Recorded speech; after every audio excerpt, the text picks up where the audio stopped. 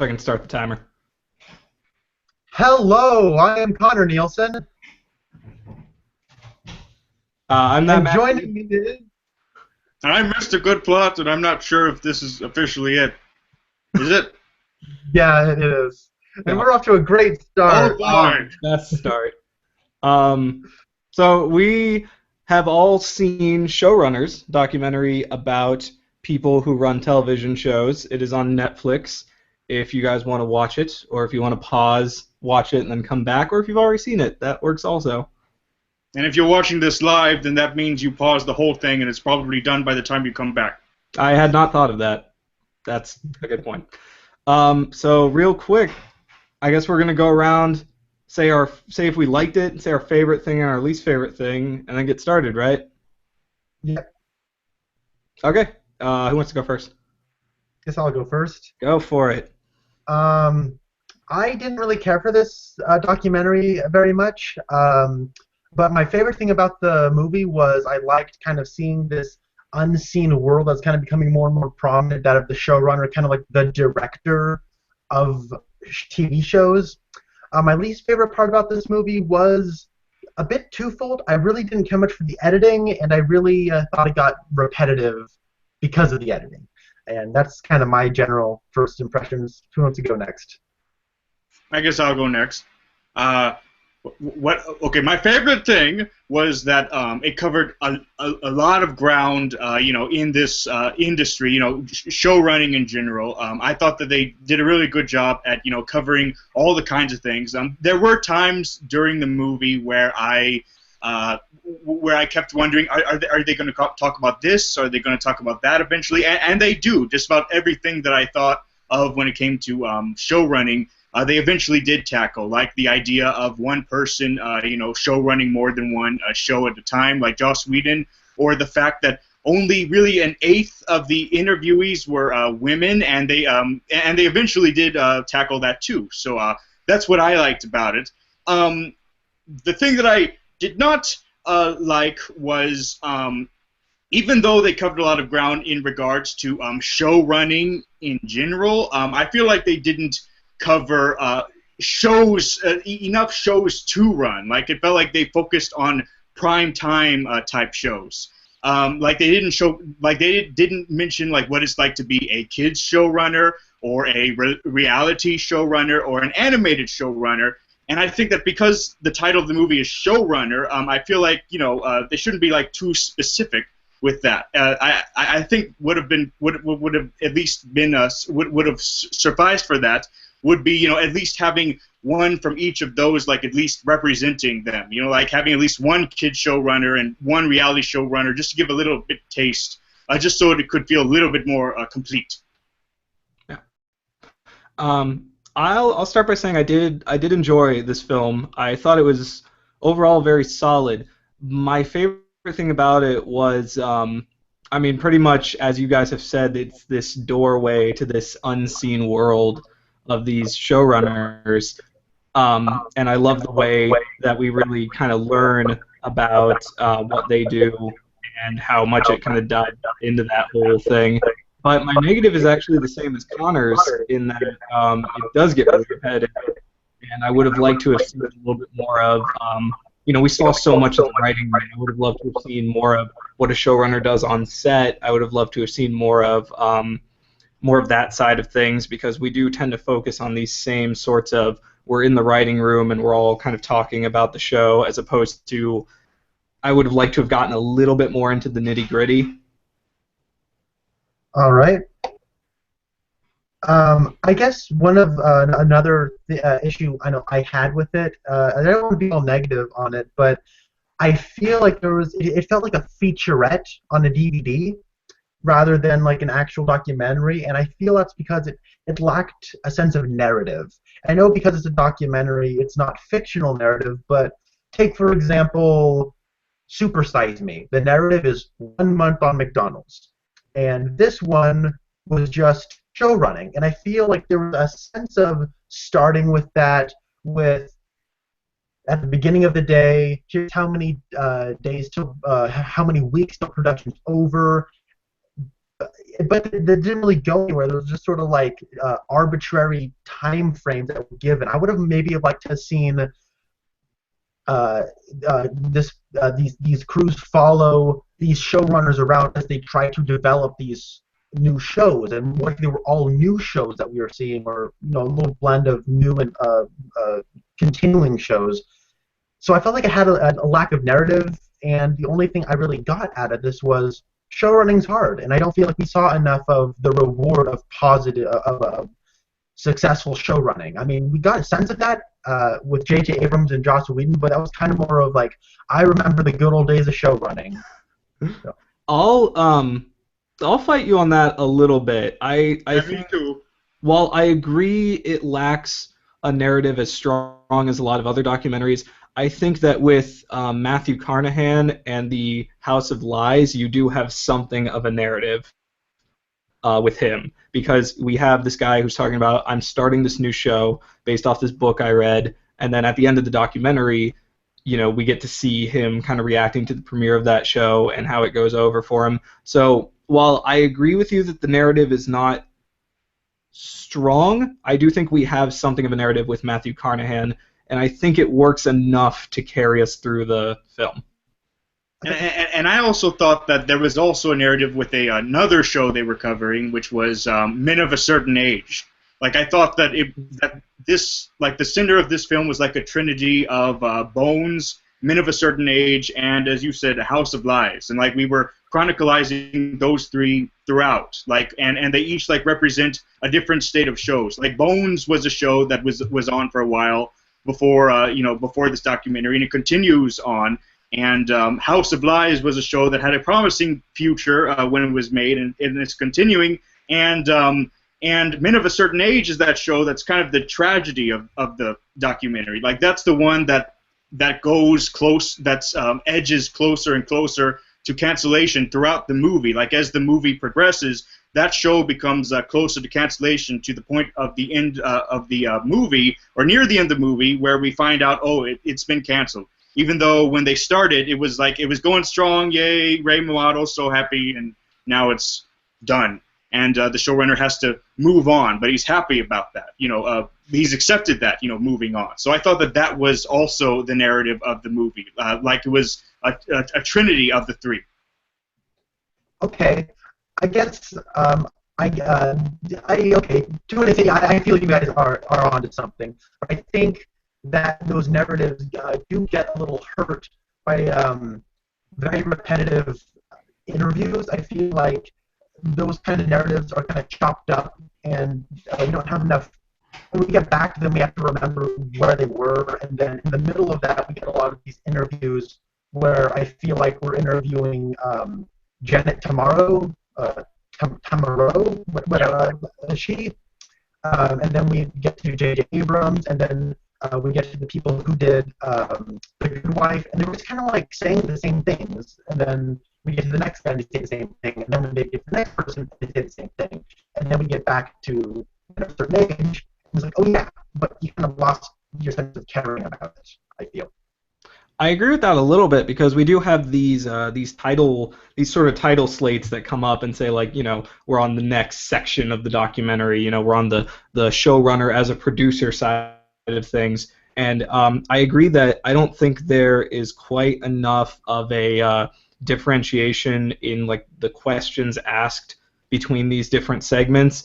So I agree with you on there that there is a lot of repetition in what these people are being asked, and that is definitely an issue when you're trying to present this documentary as, here's one aspect of showrunning, here's another aspect of showrunning, here's another aspect of showrunning, but at the end of the day, we're all kind of covering the same aspect almost, but differently worded, kind of, if you get what I'm saying.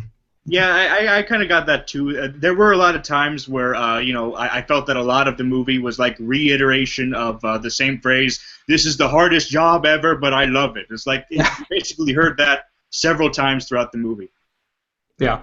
And Janet Tamara was, it was, and like you said, Steve, it was interesting that you're watching and then you are wondering about these things like women as showrunners, and then we bring up Janet Tamara, and we get her perspective, but at the end of the day, it's still the same sorts of questions and answers that we're getting from the male showrunners.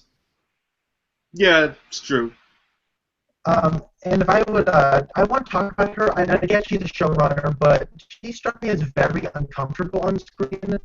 And as a viewer, she was very, very shaky, and I was kind of like, she was very shaky in her voice. So that was one of those elements where it was like, anytime she came on, I didn't know what, like, I was like, kind of uncomfortable watching somebody be uncomfortable on screen.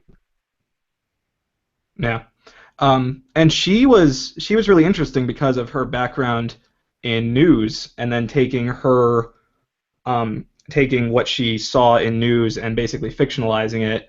And I thought that was one of the most interesting ideas in the film. I thought that was one of the most interesting interviews in the film, and the way she sort of breaks down a little bit when she talks about her friend.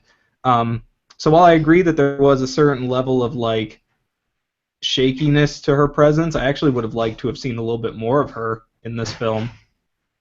And also, I felt like that kind of makes her relatable in that way, because I'm shaky as all, also. So I just felt like that was kind of relatable. Okay.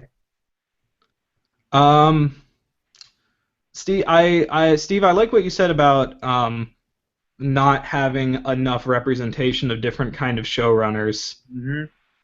We had Bill Prady in there almost as a token sitcom showrunner. Yeah, Yeah, I kind of noticed that too. I think that was like the only sitcom that was on there was The Big Bang Theory, Mm-hmm. which is ironic since geeks are bred to hate that show. Yeah, it's really divisive. What about the person who did Everybody Hates Chris? He kind of had the African American perspective, but again, it was also just showrunning. It's the hardest job ever, but it's the best job ever. But he was also a sitcom showrunner, correct? Yeah. Oh, I forgot. Yeah, I forgot about him. There. Yeah, I mean he's not in it much. He is asked a few questions and that's about it. He's not in it nearly as much as a lot of the other people who are being interviewed. Well, I mean, to be fair, there were a few, throughout the documentary that we only saw like once or twice. Yeah. Attention founders residents. Come to the second floor lounge for free pizza and information about Feed My Starving Children. I also think we didn't see a ton of like the negative side of the industry. We have interviews with Joss Whedon, but we don't talk about how he feels about having, both Dollhouse and Firefly canceled one season in. Yeah.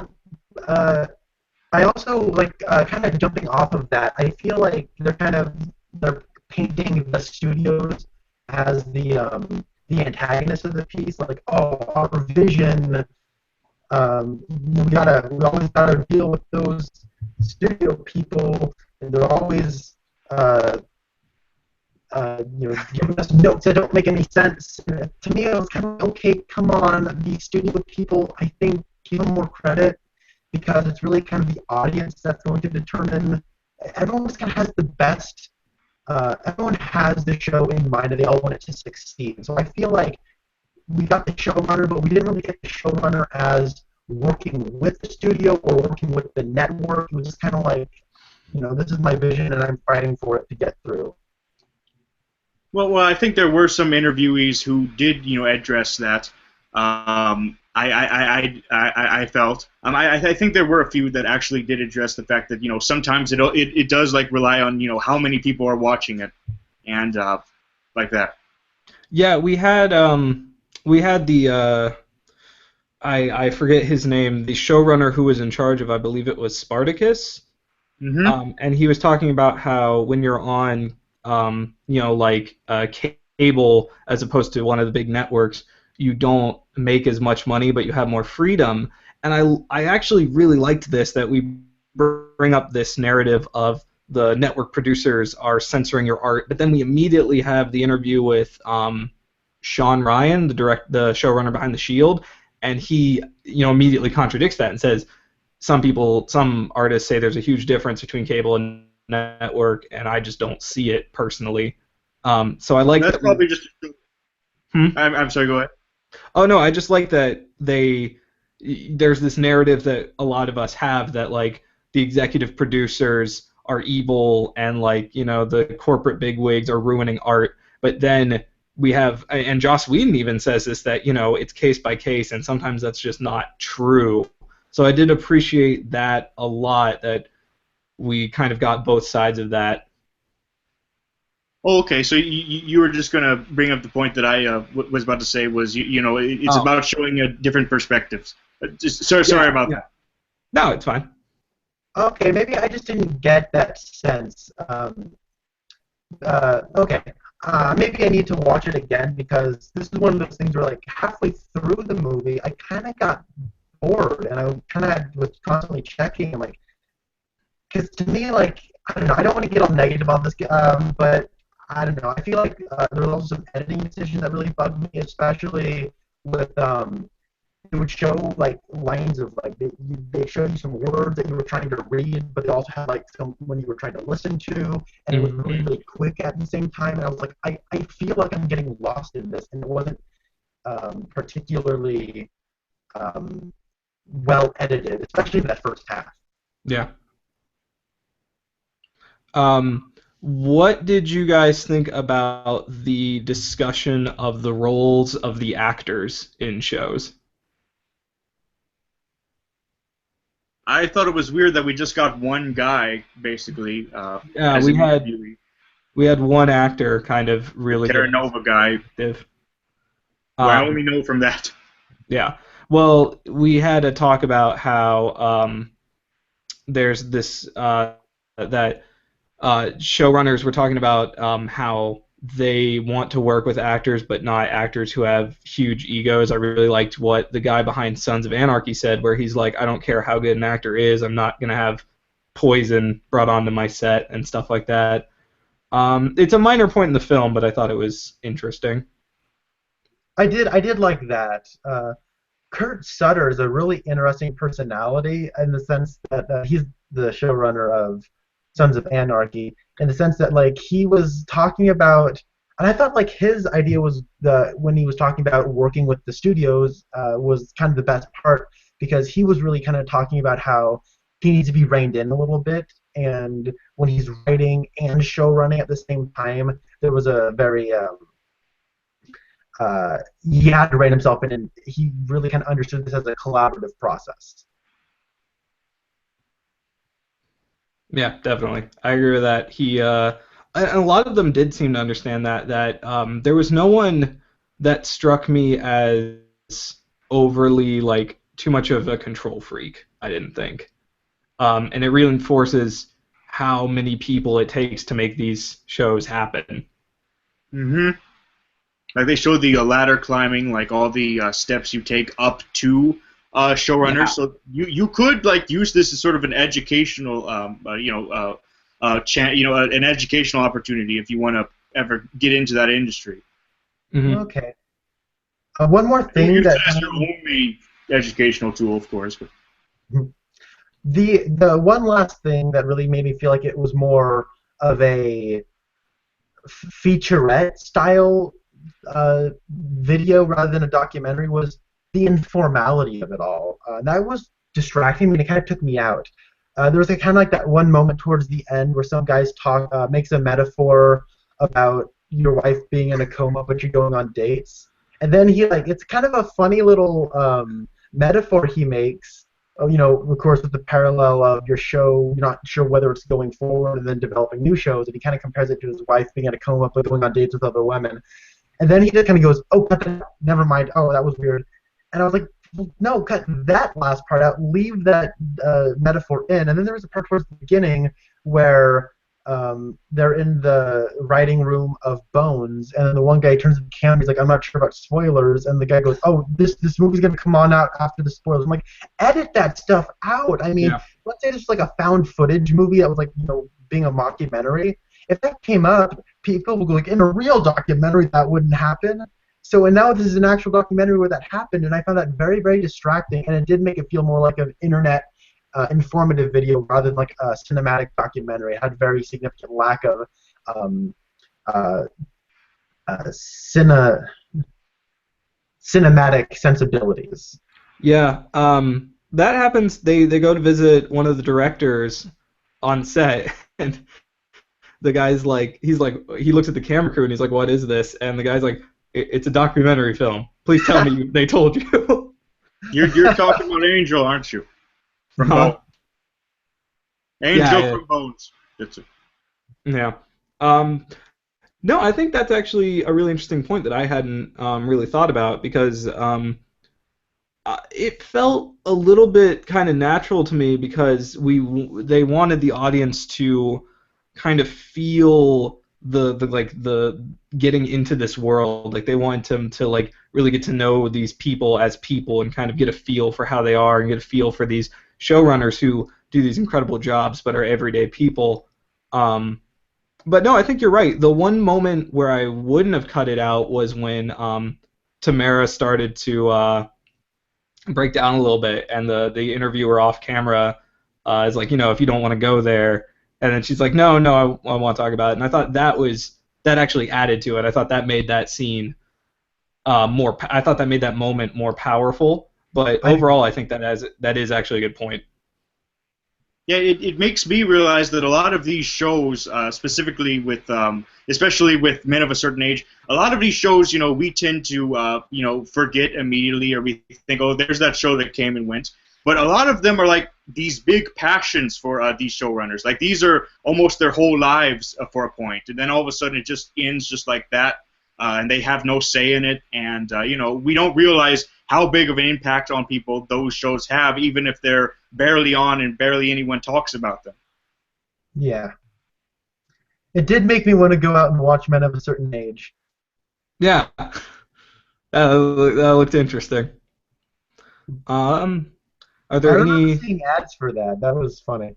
Yeah, it's weird. Yeah, I had not heard of that. I hadn't heard of Husbands. That was like a webisode series, right? Like, it was on the web. I couldn't tell you. I've never heard of it. Yeah, I believe that one was like the only internet show they had on there. Oh, okay. Which is why I wanted like representations of reality and kids shows, since they had one for web shows. No, yeah, that's actually a really good point. I think that's especially considering that we had Bill Prady as our token sitcom guy, but that was it. A couple others too. What made you guys really, really like this? What were like some of the biggest positives, like, other than, oh, it's kind of cool to see this world?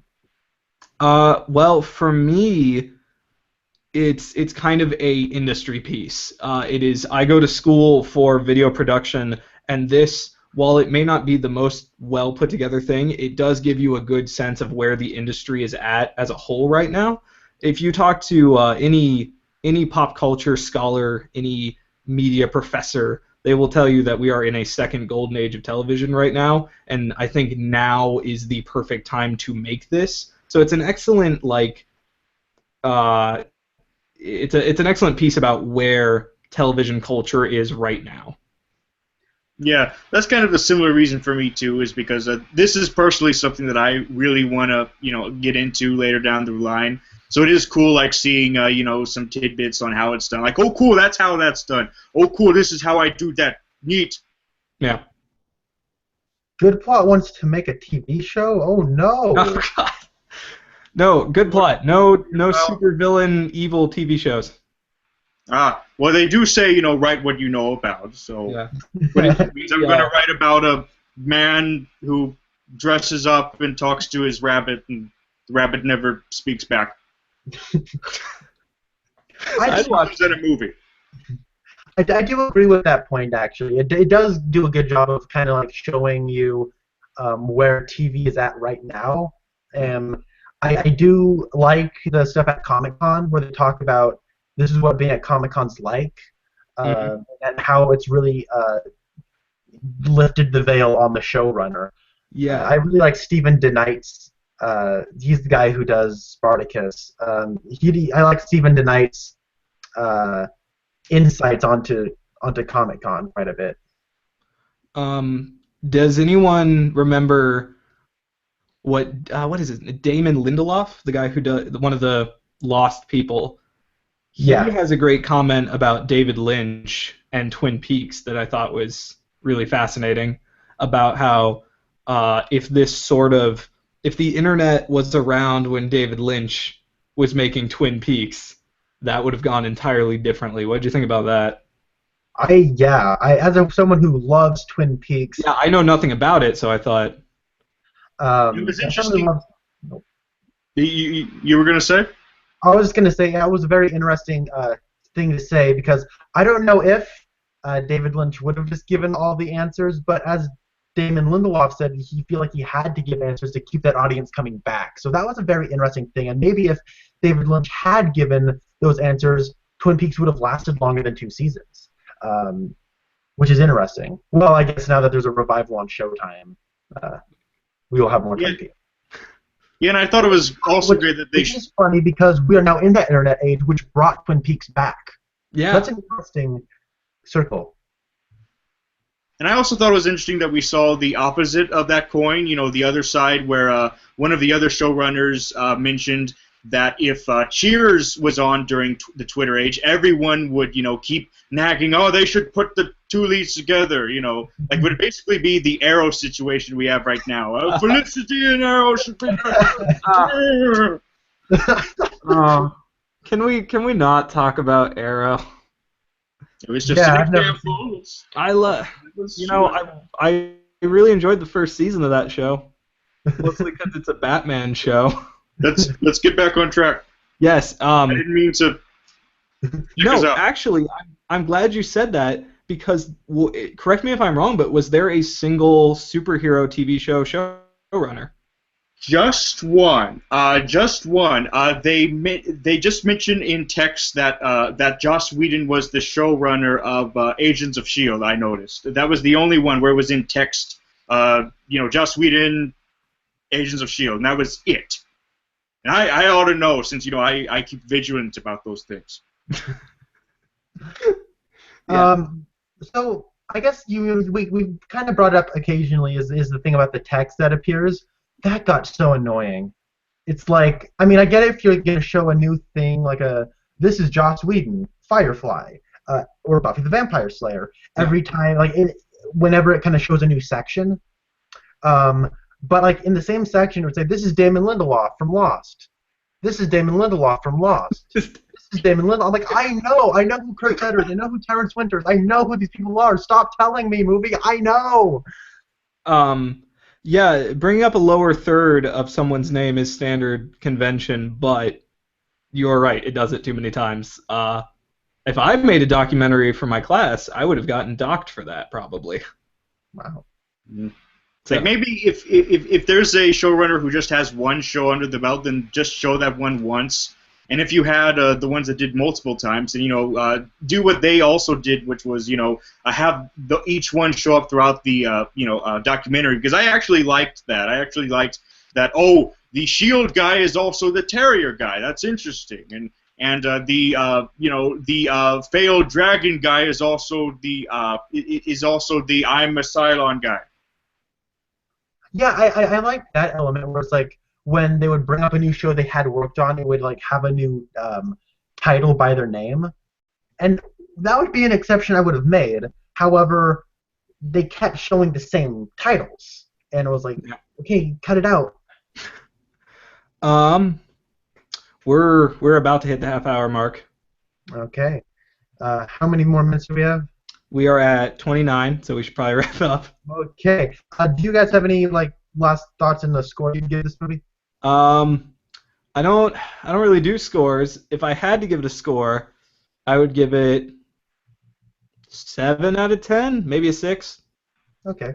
6.5. I'll give my score next. Well, thank you.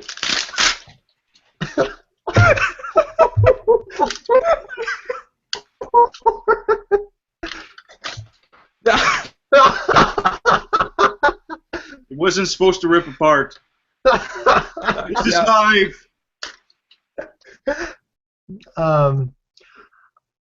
See, like, I found this movie, like, all right as far as an informative video, but as a documentary, I thought it was honestly kind of bad. So I would give it a 4 on an objective documentary score. Cool. Well, I guess that's me for Connor. That Matt kid here. This is it for me. And have a good night.